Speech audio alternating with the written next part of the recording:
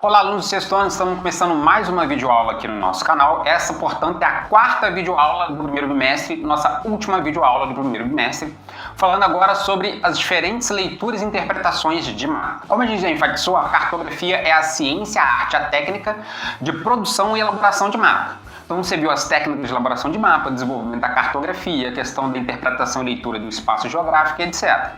Nesse momento a gente vai começar a falar especificamente do mapa, das diferentes formas de leitura e interpretação. Portanto, o mapa é uma representação plana, simplificada e reduzida da superfície terrestre, ou de uma parte dela, visto de cima, que utiliza linhas, pontos, símbolos e cores, que a gente vai ver depois que é a legenda, para trazer as informações sobre os variados temas que aquele mapa está representando, seja a organização dos territórios, aspectos naturais como relevos, rios e vegetação, dados sobre economia, população, entre outros. Então a gente vê que o mapa é uma representação de parte da superfície terrestre, utilizando as técnicas da cartografia, aonde a gente vai apresentar no mapa, aquele que elabora o mapa, vai apresentar ali um tema, uma certa quantidade de informações que você, na leitura do mapa, vai interpretar essas informações que tem o mapa. Certo? Por isso que a gente fala que o mapa tem a leitura do mapa e tem a interpretação do mapa. Para ler e interpretar o mapa, é preciso analisar todos os elementos que compõem o mapa. Então, geralmente, o mapa tem título, legenda, escala, orientação e fonte. Então, para facilitar a leitura, os mapas apresentam cores, linhas, formas e símbolos. E a partir dessas cores, linhas, formas e símbolos que permite a você extrair a leitura e interpretação correta daquele mapa. O objetivo é que esses elementos sejam compreendidos em qualquer lugar do mundo. É importante destacar que símbolos, linhas e cores utilizados na linguagem cartográfica podem mudar de um mapa para outro, dependendo de quem faz, ou seja, aquele que elaborou o mapa, e da sua finalidade. Exemplo, os aeroportos podem ser representados por aviões de cores e formas diferentes. Os municípios podem ser representados por círculos ou quadrados e assim por diante. Aqui a gente tem um exemplo de um mapa e os diferentes elementos que compõem o mapa que permitem sua leitura e interpretação. Então esse mapa aqui eu tenho o título do mapa. O título ele informa o tema e a porção do espaço geográfico representado. Geralmente aparece na parte superior do mapa. Então aqui eu tenho o título do mapa, Brasil acessa a internet em 2003. Então você que é o mapa do Brasil, está falando do acesso à internet em 2003. Ainda não tenho mais elementos para interpretar o mapa. Aqui eu tenho a rosa dos ventos, que é a orientação, pode ser representada por uma rosa dos ventos, que indica as orientações cardeais, ou por uma seta que por convenção indica o norte. Então o norte, sul, leste, oeste. Está aqui indicando as posições e orientações relativo ao Brasil. Aqui eu tenho a escala cartográfica. A gente vai ver daqui a pouco com mais detalhe. É uma medida que indica quantas vezes a área real representada no mapa foi reduzida para caber no papel. Então, cada 1 centímetro no mapa corresponde a 500 quilômetros de distância no Brasil. A gente vai ver isso com calma depois. Aí a gente tem a fonte, indica de onde o mapa ou os dados utilizados para compor o mapa foram coletados e a data da coleta. As fontes mais comuns são atlas, livros, revistas e sites de órgãos diversos como o IBGE. O mais comum são os mapas que são elaborados pelo IBGE, que é o principal instituto no Brasil de confecção e elaboração de mapas que nós temos. E a legenda informa o significado das cores, linhas, formas e símbolos utilizados para representar os fenômenos do mapa. Então, como é que você faz a interpretação do mapa? Eu sei que é o mapa do Brasil de acesso à internet. Tem a rosa dos ventos e tem um atlas de onde foi retirado o mapa. Aqui mostra domicílios com acesso à internet em porcentagem. Isso significa que, de acordo com a cor, vai me informar quantos por cento da população daquele estado tem acesso à internet. Quanto mais escuro, maior quantidade de pessoas daquele estado tem acesso à internet. Quanto mais claro, menor quantidade de pessoas daquele estado tem acesso à internet. Então, o mais clarinho é menos de 40%. Então, aqui, o Amapá é o estado onde tem menos pessoas acessando a internet. Ou seja, menos de 40% da população total do estado do Amapá acessa a internet. Depois vai de 40 a 60, de 60 a 80 e acima de 80.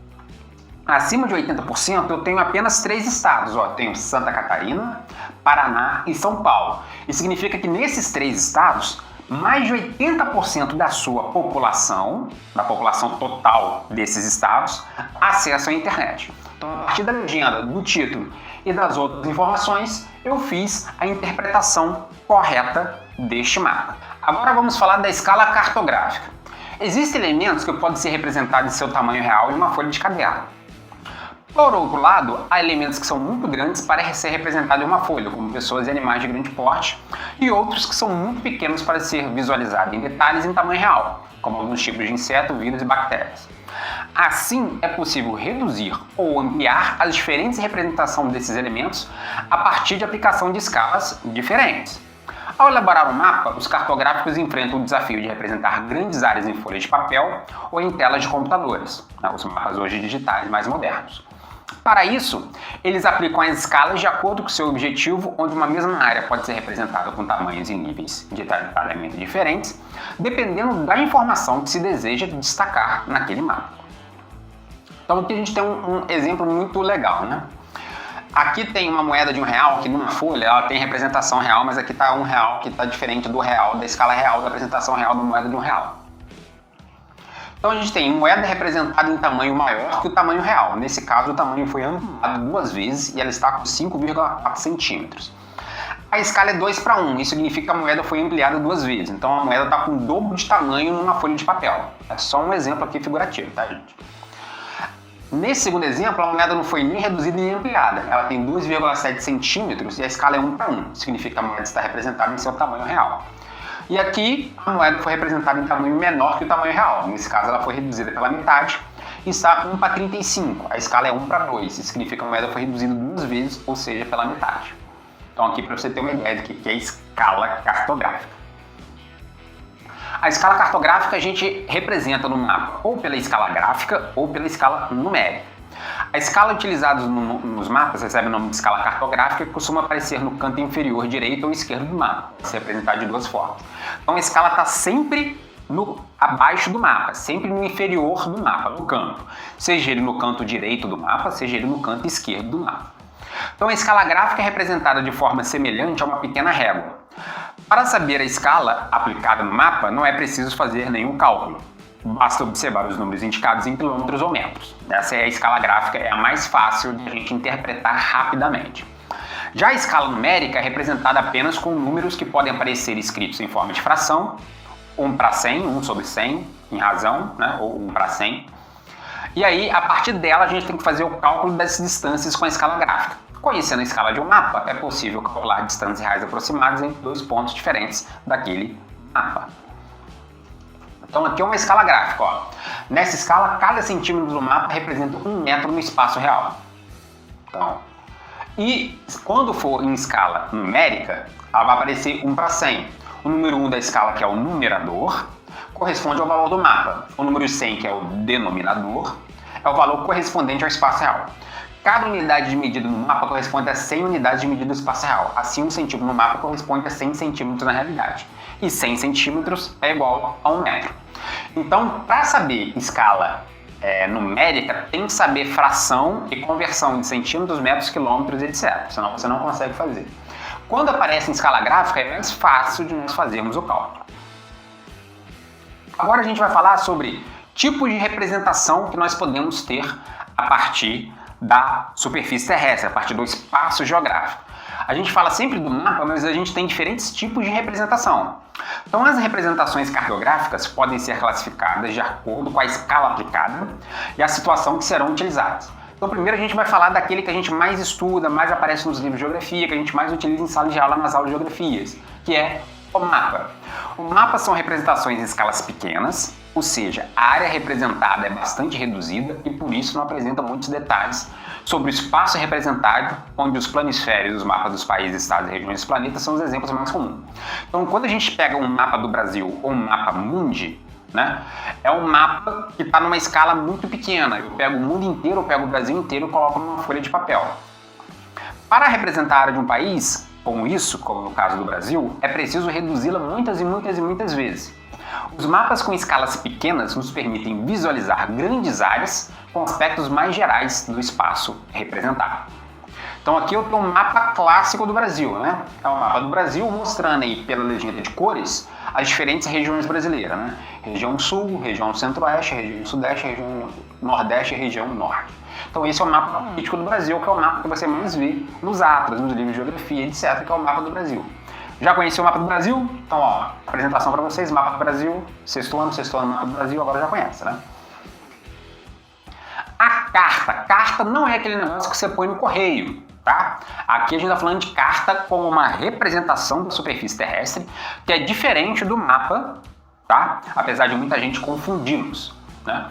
Então representa variados aspectos da superfície terrestre, em escalas médias e grandes, apresentando maior precisão e detalhamento que nos mapas. Ou seja, a carta não representa grandes áreas da superfície terrestre, geralmente são áreas menores, e com escalas médias, ou seja, não há um grande número de reduções, e com isso ele é mais preciso e tem mais detalhes do que os mapas.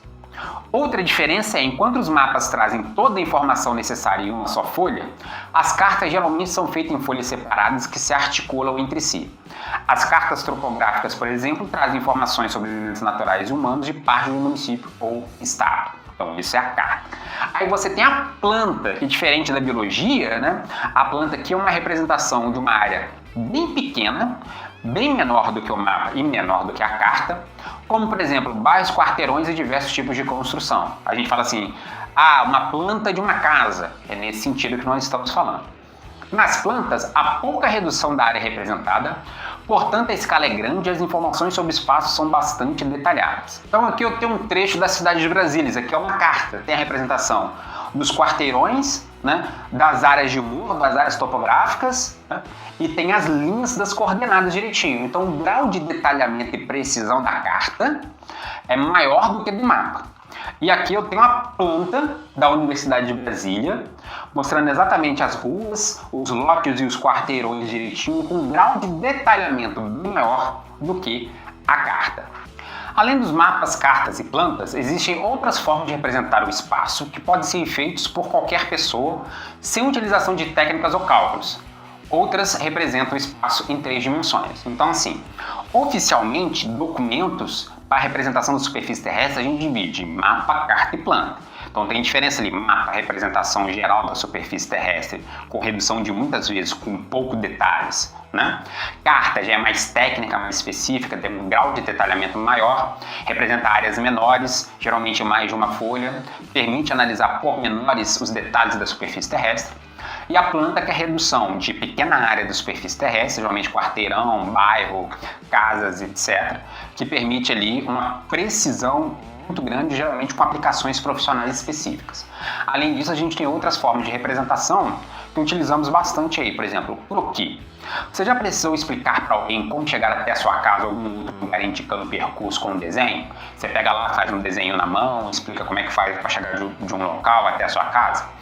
Esses desenhos simples, que muitas vezes mais parecem um rascunho e que são feitos à mão, sem muita preocupação com precisão na representação ou escala, recebem o nome de croquis, trazendo informação de um determinado espaço que muitas vezes estão na memória de pessoas que está desenhando. Também há croquis feitos em computadores que ilustram, por exemplo, folhetos de propaganda de imóveis ou eventos. Então aqui a gente tem um croquis. A pessoa fez um desenho explicando aqui na área urbana como é que faz para chegar de um local de ônibus até a casa aqui direitinho. Um croquis bem desenhado. Eu, por exemplo, não tenho capacidade de fazer um croquis desse. Maquete. Maquete é uma representação tridimensional que apresenta comprimento, altura e largura em escala reduzida ou ampliada, que nos permite visualizar ao mesmo tempo vários aspectos do que está sendo representado, como os detalhes e alturas de construções, altitudes, forma de superfície terrestre, micro-organismos e fenômenos naturais. Então essa é a maquete. E a gente tem o bloco diagrama, é uma representação plana de uma parte da superfície terrestre ou de um fenômeno natural, com a utilização de alguns recursos técnicos e de cores que enganam o nosso cérebro, dando a sensação de que a imagem é tridimensional. Então a gente tem aqui a representação em maquete, uma maquete de um edifício. É muito normal as construtoras, quando vai vender um apartamento, né? O apartamento ainda está sendo construído, você fazer uma maquete do prédio para mostrar como que vai ficar o prédio quando ele estiver pronto. É um exemplo de maquete. E aqui a gente tem o bloco diagrama, que ele é feito de uma forma tridimensional, dando para você a ideia de que o desenho tem porque o desenho com 3 dimensões permite você visualizar melhor aquilo que está sendo representado. Esse legal que está representado aqui, por exemplo, geleira, vulcão, o estuário de um rio, plataforma continental. São formas de relevo que esse mapa aqui está mostrando através desse bloco diagrama. Com isso, encerramos a nossa 4ª videoaula do primeiro bimestre, tá? Se inscreva no canal, dê o seu like lá, deixe o seu comentário e até o nosso 2º bimestre.